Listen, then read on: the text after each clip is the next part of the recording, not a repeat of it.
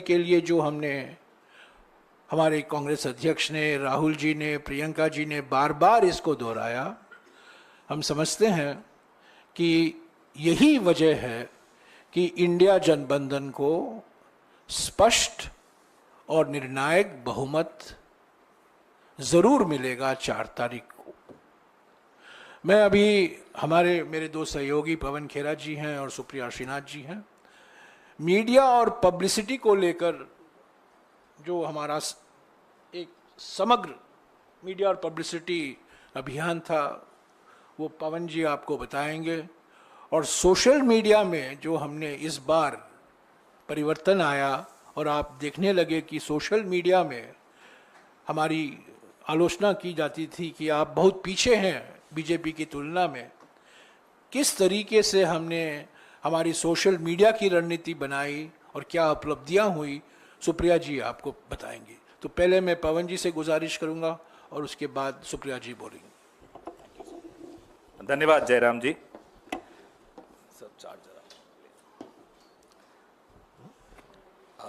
जब भी कोई चुनाव होता है, कोई भी पार्टी जब वोट मांगने जाती है तो अपने मुद्दे सामने रखती है, अपने प्रचार के जो स्तंभ होते हैं वो सबके सामने रखती है।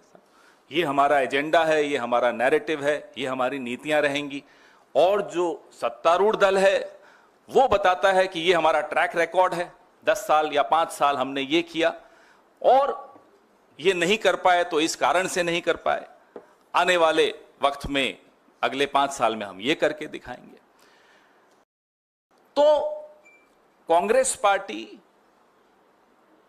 न से न्याय पे हमने अपना प्रचार अडिग रखा। जैसा कि जयराम जी ने अभी आपको बताया, हमने नारी न्याय, किसान न्याय, युवा न्याय, ऐसे 5 न्याय हमने आपके सामने रखे, देश के सामने रखे। और हमारे जो प्रधानमंत्री हैं, जिनको जयराम जी निवर्तमान कहते हैं, थोड़े दिनों में भूतपूर्व कहेंगे, प्रधानमंत्री जी ने और उनकी पार्टी ने म से अपना प्रचार रखा। मंदिर, मंगलसूत्र, मछली, मटन, मुसलमान, महात्मा, मेडिटेशन। मुजरा बीच में आया था, माफ करिएगा, मुजरा भी बीच में आ गया था। अब आप लोगों की चैनल्स पे मेडिटेशन बताया मैंने सर। अब वो ध्यान लगाने चले गए, जाना भी चाहिए। पूरे 10 साल ध्यान भटकाया जिस आदमी ने, अब वो ध्यान लगाने चले गए। और ऐसा लाइव ध्यान, कभी लाइव मेडिटेशन सुनी आपने? 9 कैमरा लगे हुए, अलग अलग पोज दिखाए जा रहे हैं। मछली पकड़ने पर पाबंदी लगा दी 3 दिन, 3000 पुलिस वाले रक्षा में खड़े हो गए उनकी। पर्यटक नहीं आएंगे। जितने भी समुद्र की तरफ खिड़कियां या दरवाजे होटलों के खुलते हैं वो कमरे खाली। 7 स्टार ध्यान इसको कहा जाता है। हम जब नारी न्याय की बात कर रहे थे, हम जब गरीबों को न्याय दिलाने की बात कर रहे थे, तो नरेंद्र मोदी जी ने कहा कि मंगलसूत्र छीन लेंगे, ये भैंस छीन लेंगे, ये आपकी टोटी खोल के चले जाएंगे। अजीब सी वाहियात सी बातें सुनने को मिली इस कैंपेन में। 140 करोड़ लोगों का प्रधानमंत्री, 10 साल का प्रधानमंत्री, टोटी चोरी, भैंस चोरी, ऐसी ऐसी बातें इस प्रचार में आपने वहां से सुनी। जयराम जी ने मुझे कहा कि मैं अपने प्रचार की बात करूं, वो हमारे प्रचार की बात अधूरी होगी जब तक उनके प्रचार की बात नहीं करें। क्योंकि लोग तुलना कर रहे थे कि एक तरफ मल्लिकार्जुन खड़गे जी, राहुल गांधी जी, प्रियंका गांधी जी इस सरकार को जवाबदेह बना रही हैं, इनसे सवाल पूछ रहे हैं, इनसे पूछ रहे हैं कि साहब आपने ये क्यों नहीं किया, बेरोजगारी क्यों बढ़ी, महंगाई क्यों बढ़ी, महिलाओं के खिलाफ अत्याचार क्यों बढ़ा, जो कि एक विपक्ष का काम है। हम 5 साल लगातार ये सवाल पूछते आए, और लेकिन जब हम अपनी विजन, अपने जवाब सामने रख रहे हैं, तब भी हम वो सवाल दोहराएंगे। ये अपेक्षा हमसे लोग रखते हैं, इसलिए हम पूछ रहे थे। लेकिन उस वक्त प्रधानमंत्री जी क्या कर रहे थे वो आपने देखा। जो प्रधानमंत्री की भाषा थी, कुछ वक्त के लिए तो हमारे सुप्रिया जी के जो काउंटर पार्ट हैं अमित मालवीय जी, वो घबरा गए कि मेरी नौकरी खतरे में आ गई, मोदी जी तो ट्रोल बन गए। ऐसा ट्रोल प्रधानमंत्री हमने कभी नहीं देखा जो इस बार देखने को मिला।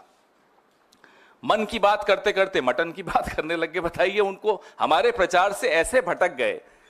ये मैं अपनी खुद की पार्टी की तारीफ करूंगा कि हमारे प्रचार ने नरेंद्र मोदी के प्रचार को पटरी से उतार दिया।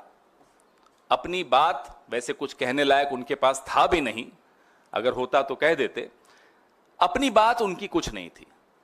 कल परसों खड़गे साहब ने बताया आपको प्रेस वार्ता के जरिए कितनी बार उन्होंने मोदी ने मोदी का नाम लिया और कितनी बार कांग्रेस का नाम लिया, कितनी बार राहुल जी का नाम लिया, बीच बीच में नेहरू जी का भी नाम लिया। लेकिन देश को यह नहीं बताया कि आपने किया क्या, आप करने क्या वाले हैं।